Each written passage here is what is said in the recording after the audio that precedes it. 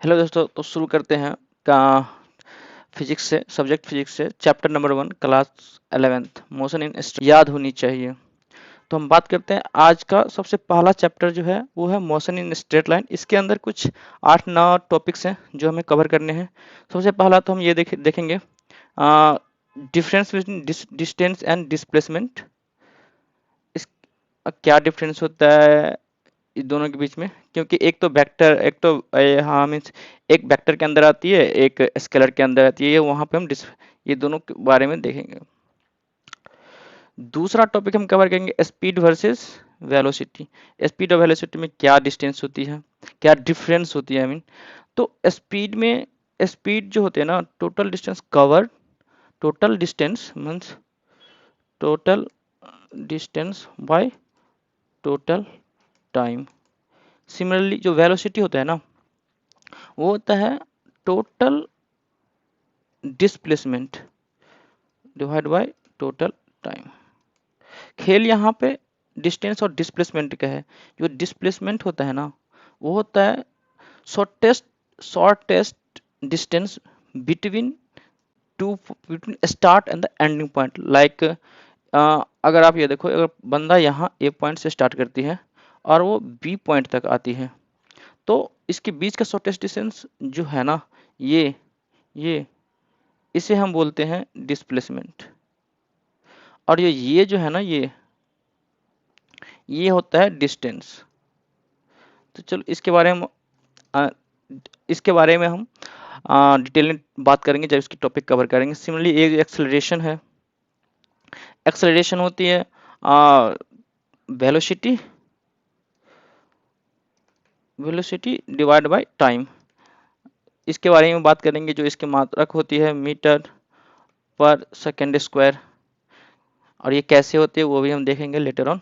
Similarly equation of motion in straight line, जहाँ पर हम ये बात करेंगे v बराबर u plus A T. A is acceleration, T is time, u is initial speed and v is the final speed. और भी फॉर्मूले, 3-4 फॉर्मूले, वो हम कवर करेंगे लेटर ऑन।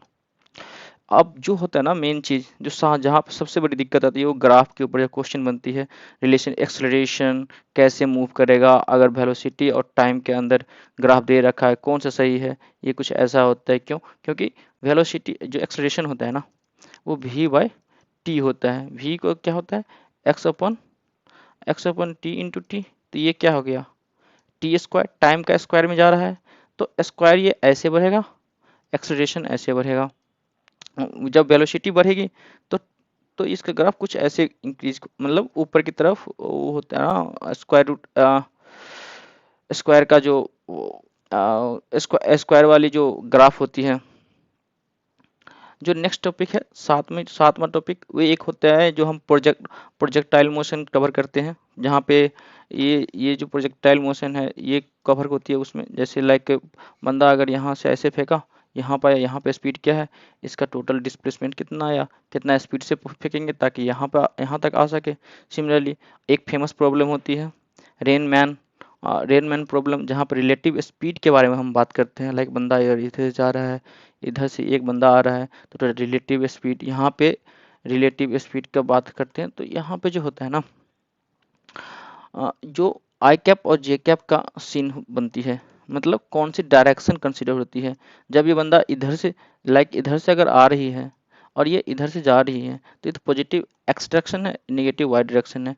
तो जो नेट स्पीड, अगर ये इसका v1 है, उस तरह से इसका v2 है, तो ये हो जाएगा सीधा आपको v1 minus of v2। Total जो होगा ना स्पीड, वो v1 प्लस v2 हो जाता है। देखेंगे इसको बाद में।